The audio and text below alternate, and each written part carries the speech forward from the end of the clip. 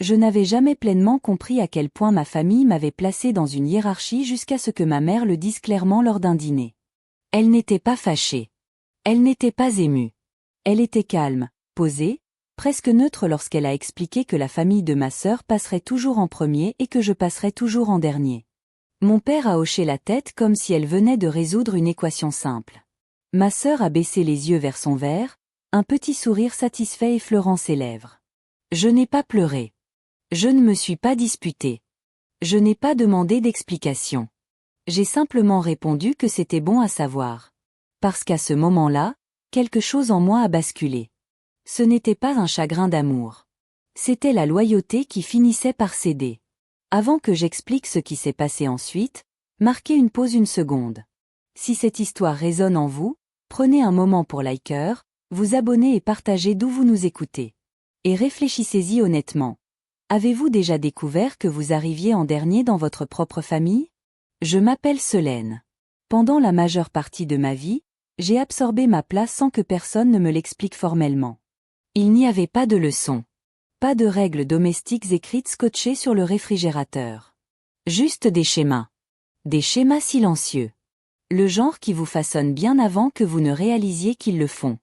J'ai grandi dans une maison à Denver qui semblait tout à fait ordinaire depuis la rue. La pelouse était tondue. La peinture était neutre. Des photos de famille encadraient l'entrée. Elle semblait stable. Elle semblait équilibrée. Mais à l'intérieur, l'attention avait une direction. Si l'on y prêtait suffisamment attention, on pouvait sentir comment elle se déplaçait. Elle coulait rapidement et généreusement vers une seule personne. Le temps qu'elle m'atteigne, elle avait ralenti, s'était amincie, avait presque disparu. Ma sœur portait une gravité que je n'avais pas. Les conversations s'orientaient naturellement vers ses besoins.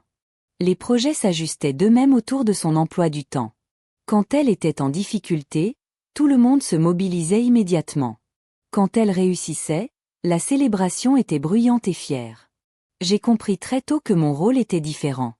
J'étais celle qui ne demandait pas grand-chose. Celle qui pouvait se débrouiller. Celle sur qui on pouvait compter.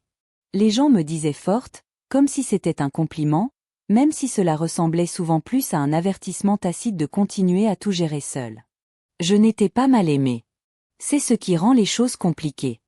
J'étais aimée en paroles rassurantes, en théorie, dans des déclarations qui semblaient encourageantes. J'entendais souvent dire que je m'en sortirais et que j'étais si indépendante. Cela semblait généreux. Mais caché à l'intérieur de ces mots se trouvait une condition que personne n'avait besoin d'énoncer. Ne demande pas plus. Ne prends pas trop de place. N'aie pas besoin de nous comme elle en a besoin. Les différences se révélaient dans les petits détails.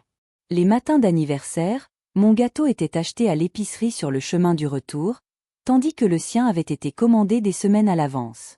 Lors des vacances en famille, ma valise restait parfois au placard parce qu'il était plus logique pour moi d'économiser pour mes études.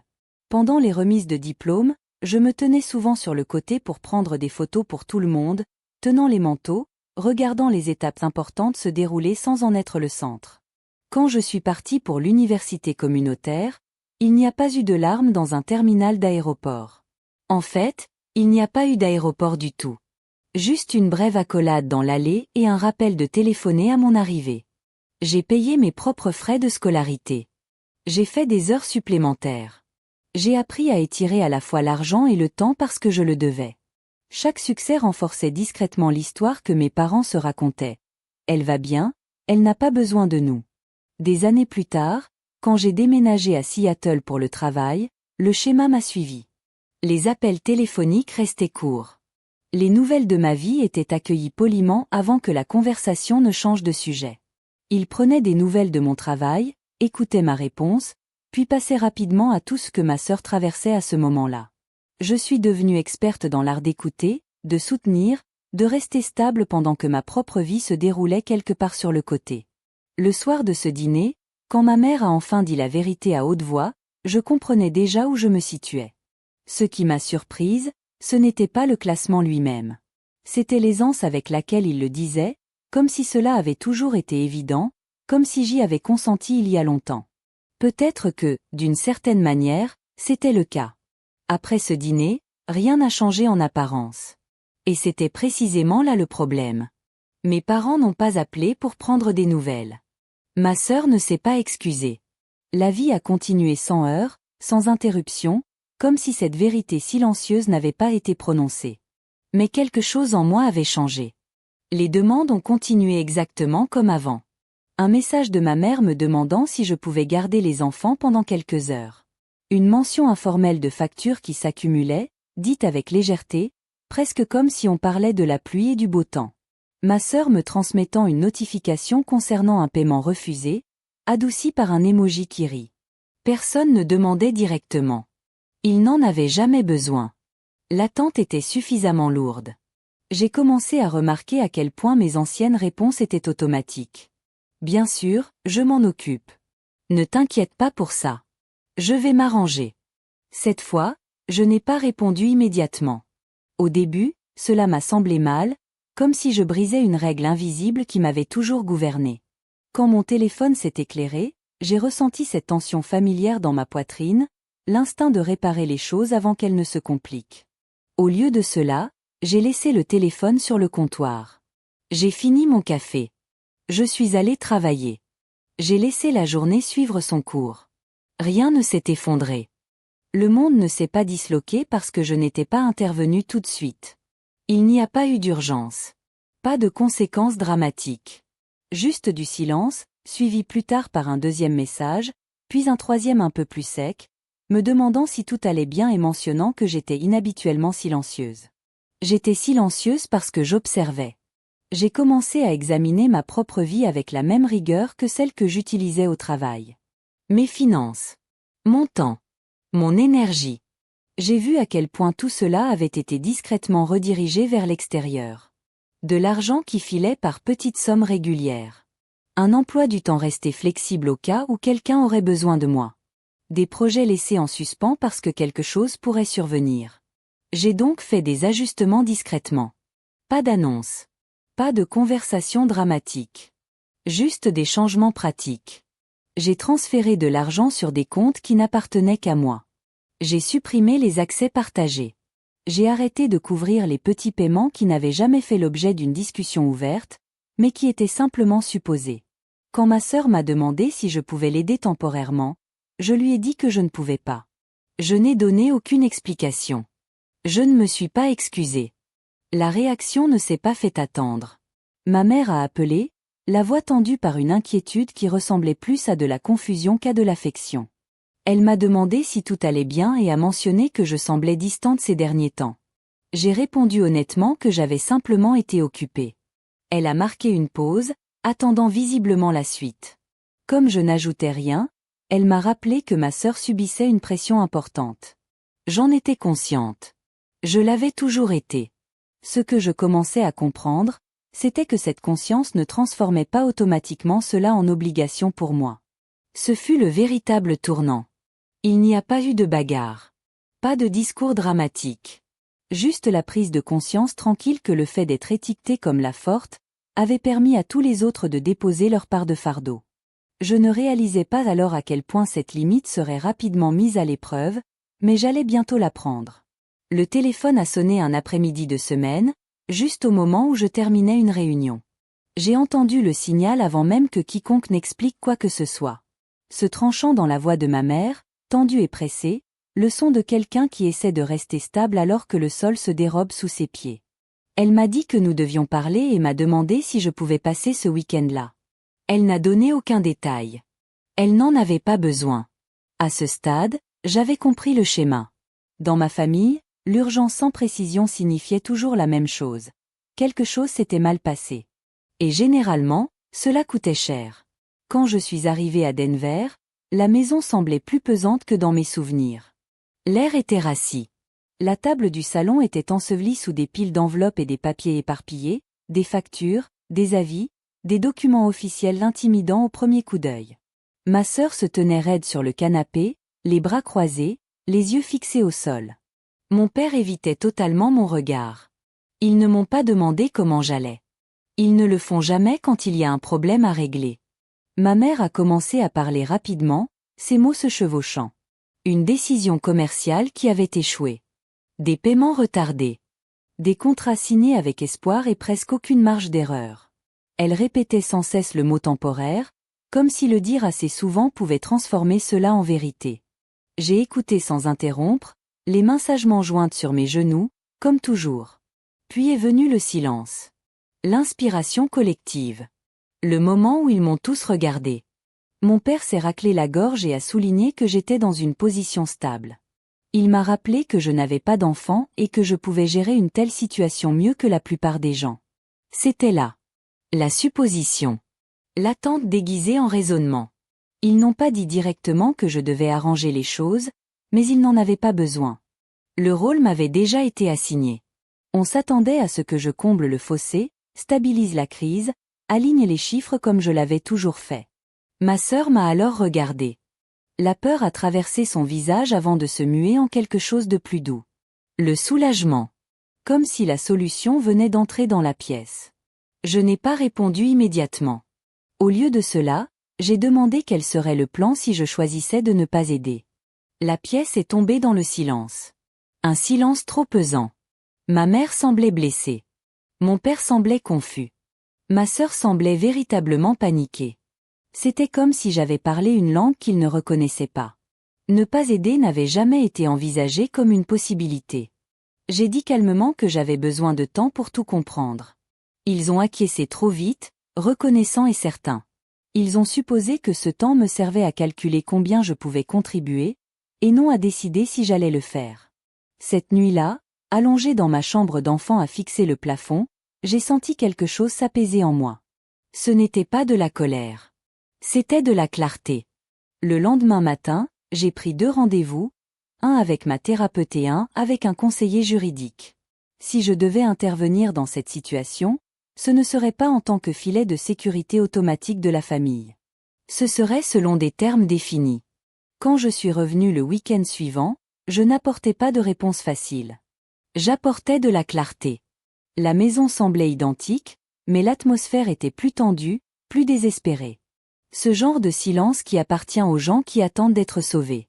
Les papiers étaient toujours étalés sur la table, bien que désormais triés en piles, comme si l'ordre seul pouvait rendre le chaos gérable. Les factures dans un tas. Les paiements dans un autre. Les contrats agrafés ensemble, les coins cornés par des manipulations nerveuses. Mes parents étaient déjà assis. Ma sœur était à leur côté. Son mari rôdait près de la porte, incertain de sa place dans cette pièce où l'on évaluait les dégâts. Personne n'a souri quand je suis entrée. Personne n'a proposé de café. Ma mère a pris la parole en premier, disant qu'ils étaient vraiment contents que je sois venue. Ses mains étaient serrées sur ses genoux. Sa voix avait cette douceur fragile que je reconnaissais, ce ton qu'elle utilisait quand elle avait besoin de quelque chose mais ne voulait pas le demander directement. Je me suis assise lentement et j'ai posé mon sac à mes pieds. J'ai dit que nous devions discuter. Mon père s'est raclé la gorge et a répété l'explication que j'avais déjà entendue. Le ralentissement. Les retards. Le mauvais timing. Il parlait comme quelqu'un présentant une plaidoirie répétée toute la semaine, espérant qu'un débit assuré remplacerait la responsabilité. Ma sœur hochait la tête, les yeux brillants, ajoutant de temps en temps des commentaires sur le stress, les enfants, et sur le fait que rien de tout cela n'était censé se passer ainsi. Finalement, les explications se sont taries. Ma mère s'est penchée en avant et a dit qu'ils avaient seulement besoin d'aide pour passer ce cap, qu'une fois les choses stabilisées, tout s'améliorerait. J'ai demandé, combien? Elle a cligné des yeux. Mon père a hésité. Ma sœur a répondu pour eux, citant un chiffre arrondi avec précaution, comme si sa façon de le prononcer pouvait le rendre moins important qu'il ne l'était. Après cela, j'ai demandé quel était le plan. Mon père a froncé les sourcils et a demandé ce que je voulais dire. J'ai précisé que je voulais savoir ce qui allait changer pour que cette situation ne se répète pas. La question a été mal accueillie. Le visage de ma mère s'est crispé. Elle a suggéré que ce n'était pas le moment de les interroger. J'ai hoché la tête et répondu que ce n'était pas non plus le moment pour moi de signer un chèque. L'énergie dans la pièce a changé. Ma sœur s'est redressée et m'a rappelé que nous étions une famille, que ce n'était pas une question de stratégie mais d'entraide. J'ai demandé qui, exactement, j'allais aider. Elle m'a regardé comme si la réponse était évidente et a dit que c'était eux. J'ai regardé autour de moi et j'ai demandé qui m'avait aidé. Moi. Personne n'a répondu. Mon père s'est penché, les coudes sur les genoux, et a expliqué que j'étais dans une position différente. Je n'avais pas les mêmes responsabilités. J'étais célibataire. J'étais stable. Je pouvais me permettre d'intervenir. C'était encore là. La logique de toute une vie. L'équation qui se terminait toujours par moi absorbant le coup.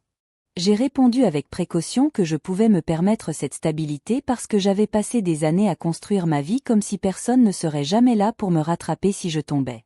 Les yeux de ma mère se sont remplis de larmes. Elle a dit qu'il ne réalisait pas que je ressentais cela. J'ai croisé son regard et je lui ai dit qu'il le savait. Simplement, il ne pensait pas que cela importait. Le silence est revenu, mais cette fois ce n'était pas de la confusion. C'était de l'inconfort. J'ai fouillé dans mon sac et j'ai sorti un dossier, le posant sur la table entre nous, lentement et délibérément. Tous les regards l'ont suivi. J'ai expliqué que c'était ce que j'étais prête à faire, et comment j'étais prête à le faire. Mon père a ouvert le dossier le premier.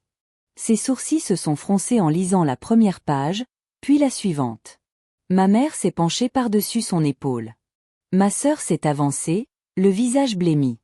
Il a déclaré d'un ton plat que c'était un prêt. J'ai confirmé que c'en était un, avec des conditions claires. Ma sœur a demandé pourquoi il y avait des conditions.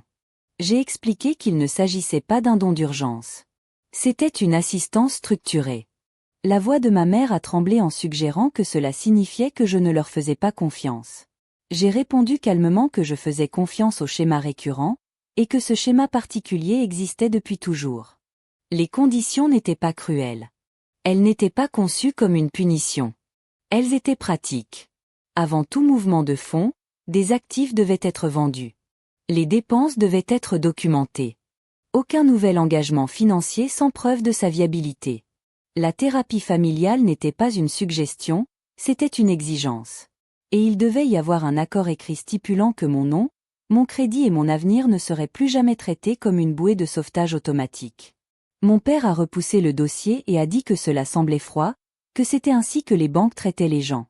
J'ai hoché la tête et lui ai dit que s'ils avaient besoin que je fonctionne comme une banque, alors ils devaient me traiter comme tel, car lorsqu'ils avaient besoin d'un soutien émotionnel, j'étais de la famille, mais lorsqu'ils avaient besoin d'argent, je devenais une infrastructure. Les yeux de ma sœur se sont remplis de larmes. Elle a demandé si j'étais en train de les punir maintenant. J'ai secoué la tête et j'ai dit que je ne les punissais pas, mais que je mettais fin à ma propre punition. Elle a regardé nos parents, puis s'est tournée vers moi. Elle a dit que si je n'aidais pas, ils perdraient tout. J'ai soutenu son regard et je lui ai dit que si j'aidais sans limite, je perdrais tout ce que j'avais construit. Les mots sont restés suspendus entre nous, lourds et impossibles à ignorer. Ma mère a tendu la main vers la mienne, puis a hésité, comme si elle n'était plus sûre d'en avoir le droit. Elle a dit qu'il n'avait jamais voulu me faire sentir en dernière position. J'ai doucement retiré ma main et lui ai rappelé que c'était pourtant le cas, et qu'il l'avait même dit à haute voix. Personne n'a contesté cela. Mon père a fixé les documents, la mâchoire serrée, et a dit que c'était tout, qu'il devait soit signer, soit couler. Je l'ai corrigé en disant qu'il ne s'agissait pas de signer ou de couler, mais de grandir ou de recommencer. Le temps s'est étiré. Les minutes passaient. Ma sœur s'essuyait les joues tandis que son mari faisait les 100 pas derrière elle. Mes parents se penchaient l'un vers l'autre, chuchotant d'un ton bas et pressant. Pour la première fois de ma vie, je ne me suis pas précipitée pour combler le silence. Je n'ai pas adouci les angles. J'ai simplement attendu. Finalement, mon père a levé les yeux et a dit qu'ils avaient besoin de temps. J'ai hoché la tête et je leur ai dit qu'ils avaient 24 heures. Ma sœur a relevé brusquement la tête, demandant si c'était tout. Je me suis levée et j'ai dit que c'était tout, et que je reviendrais le lendemain. Soit nous avancerions selon ces termes, soit nous n'avancerions pas du tout. Alors que je me dirigeais vers la porte, ma mère a appelé mon nom. Elle a demandé, la voix brisée, si je partirais s'il disait non. Je me suis arrêtée, la main sur la poignée, et je lui ai dit que je ne m'éloignais pas d'eux, mais que j'avançais vers moi-même. Le lendemain, quand je suis revenue, les papiers étaient signés. Il n'y a pas eu de discours. Pas d'excuses déguisées en explications. Juste des signatures tremblantes et des visages épuisés. Le soulagement dans la pièce était réel, mais le changement l'était tout autant. Quelque chose avait changé de façon permanente. Alors que je rassemblais mes affaires, ma sœur m'a regardé différemment de ce qu'elle avait jamais fait auparavant. Il n'y avait plus de supériorité. Plus d'attente. Juste de l'incertitude. Et pour la première fois, cette incertitude n'était pas à moi de la gérer. Les retombées ne sont pas arrivées d'un coup. Elles sont arrivées discrètement, étape par étape. Les premiers changements ont été pratiques. Les actifs ont été répertoriés. Les abonnements ont été annulés. Les dépenses ont été suivies au lieu d'être ignorées. Les chiffres ont cessé d'être des concepts abstraits pour devenir des limites. Mes parents ont ajusté leurs attentes avant d'ajuster quoi que ce soit d'autre, et cela seul a changé le ton de nos conversations. La thérapie familiale a commencé quelques semaines plus tard. C'était maladroit au début, défensif. Mon père choisissait ses mots avec précaution, comme s'il avait peur de faire un faux pas. Ma mère pleurait plus qu'elle ne parlait. Ma sœur restait raide, les bras croisés, comme si la responsabilité était une langue qu'elle n'avait jamais apprise. J'ai écouté plus que je n'ai parlé. Non pas parce que je manquais de mots, mais parce que je n'avais plus besoin de me battre pour ma réalité. Elle avait déjà été écrite, signée et acceptée. Avec le temps, quelque chose d'inattendu s'est produit. La panique s'est estompée. L'urgence s'est apaisée. Puisque je n'en assumais plus les conséquences, tous les autres ont dû porter leur part. Ma sœur a appris à vivre avec l'inconfort au lieu de le transmettre. Mes parents ont cessé d'utiliser des phrases comme « nous allons trouver une solution », quand ce qu'ils voulaient vraiment dire, c'était que je trouverais la solution. La relation n'a pas guéri de manière dramatique ou cinématographique. Il n'y a pas eu de transformation soudaine. Mais il y avait de l'espace. De l'espace là où la culpabilité habitait autrefois. De l'espace là où l'obligation oppressait ma poitrine. De retour à Seattle, ma vie semblait plus stable. Plus légère. Je me suis concentrée sur mon travail. J'ai mieux dormi. J'ai cessé de me crisper chaque fois que mon téléphone vibrait. Quand ma mère appelait, elle me demandait comment j'allais, et non ce que je pouvais régler. Quand ma sœur m'envoyait un message, il n'était pas accompagné d'une requête. Mais le plus grand changement n'était pas le leur. C'était le mien.